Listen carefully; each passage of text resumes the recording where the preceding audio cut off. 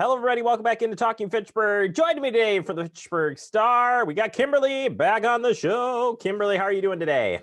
Well, considering we filmed this the day before, today I'm doing pretty great. Don't tell our secrets on the show, On Kimberly. today, Friday, we'll see. Because I'll be getting my COVID vaccine later today. So later today, as in Thursday. So tomorrow I might not be feeling great, so I can't really answer that for you. We're just gonna cross our fingers. I'm crossing your fingers.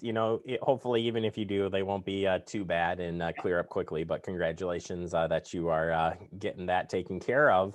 And you're going to take care of us here on Talking Fitchburg with a council recap. Kind of a council recap. Kind of, there's been so many things happening. So we'll jump right into it. We said goodbye to some alders, and we got some new alders coming in. Tell us what you know on that front. Yeah, so there were two alders who were automatically planning to leave, right?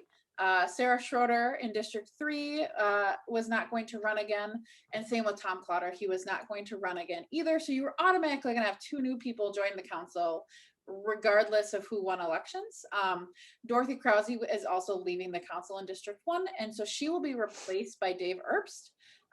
Dave has been on the Board of Public Works for really, multiple decades. I don't want to necessarily get this wrong, but if I remember right, it's been about 3 decades, close to that he's been on the Board of Public Works. And so he'll be taking over for District 1. Jay Allen will be taking over for District 3.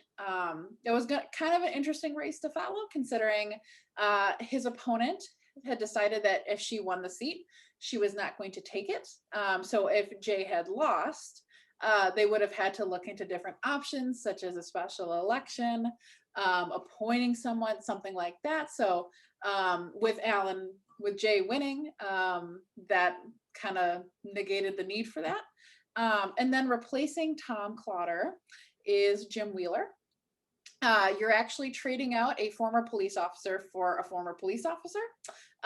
So District 4 will have its police officer presence, even though neither one of them are active anymore. So, and then in District 2, Julia Arata won re-election against opponent Stephen Heller.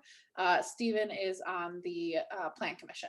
So everyone sort of had a tie to the city when they were running contested races. So I think Jim is truly the only newcomer in the sense that Jay Allen has been involved with the city before.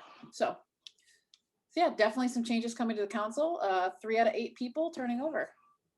Yeah, and if you want to catch the council, it was a little bit later in the evening, but the last council meeting, the outgoing members got a nice send off, and also all of them had a chance to say their goodbyes, if you will. And thanks, pretty heartwarming moment there, especially from Dorothy, who has served several years. I think it was 10 years. Yeah, 10 years. So either way, you can check that out here at Fact TV. Another on top of our city council stuff happening, we also had our city administrator stuff going on as well. I had a nice candidate. I'm gonna call it a forum, even though it wasn't really. It was get to know your candidate, if you will.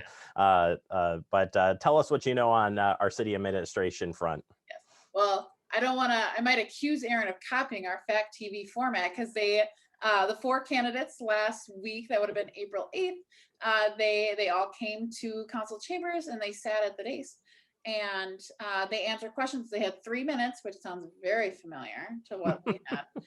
But they answered different questions about, why they want to be with the city, what integrity means to them, following up on that survey they asked. So you will have one of 4 of these candidates as your next city administrator. They are Chad Brecklin, who is the current City of Fitchburg police chief, Matthew Prowl, who is the current IT manager, Eric, I'm going to butcher this name, but Eric Reinfleisch, who is the City of Onalaska administrator, and then Andre Small, who is the Madison Water Utility customer service supervisor.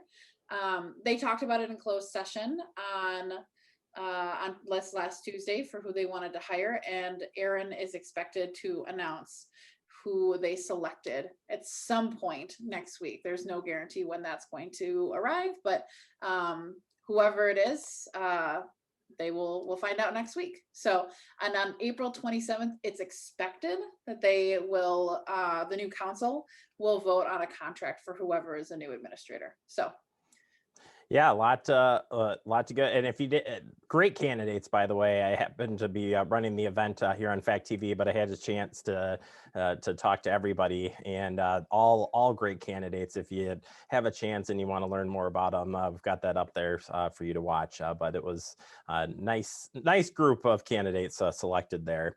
Finally, public transit survey has been out there, and we've been talking about here on Talking Fitchburg, but you can help us break it down a little bit about what this is all about. So there are actually two of them out there. One is the City of Fitchburg's transit survey, and they're looking at just for Fitchburg residents or people who use the Fitchburg lines to tell the City of Fitchburg and advise whether they feel that they would like more access, whether they would like more, more like routes more frequently, whether they would like to utilize ride shares instead of Mass and Metro. And then the city of Madison. So Madison Metro has its own survey as well because they are working on doing a complete rerouting of the system to make it more efficient. They're going to have to decide ultimately when it comes down to it, whether they want to, how they want to balance having more coverage for the largest number of riders or increasing ridership in general. So you've got both of these entities looking at how people actually use public transit. And so if you use public transit, this is really going to matter to you. So it's really important that you fill out those surveys, especially the City of Fitchburg one, and definitely look for the Madison Metro one as well, because they will all help form the future of public transit in the city. So, and in the region. Yeah.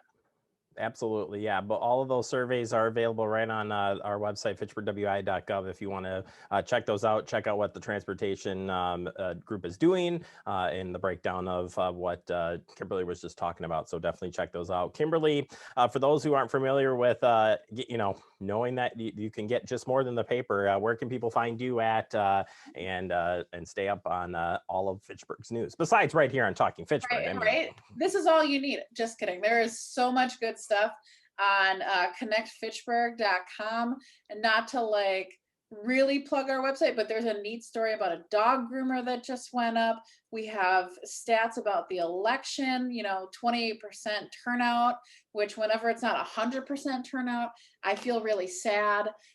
So we're working towards 100% Fitchburg, but yeah, there's so many different stories on connectfitchburg.com that we just don't have time to do here, but there's plenty out there, and we update it every single week. When you get to our website, you can also sign up for our newsletter that always comes out on Thursday morning. So you can always stay updated that way too.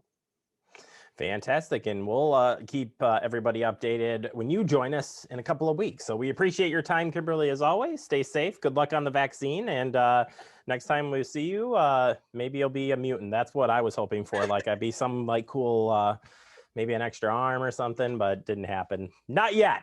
Still, the extra arm would actually be really useful as I'm sitting here trying to type and multitask. So right, that's what I say. Maybe that would be useful. So no, more so the benefit here is, getting back out in the community, because it's been really hard to not be near everyone, to not go to, concerts at McKee and Fitchburg Festival of Speed and the Burby Derby, right?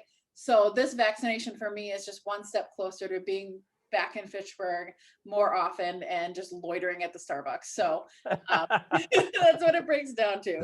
So yeah, no, it's so helpful for getting out and about. We're here at Fact TV too. We are looking so much forward to getting out back into the community and covering all the great things that are happening. So congratulations on that. And we'll see you in a couple of weeks. Thank you so much, Kimberly. See you in a few weeks, guys.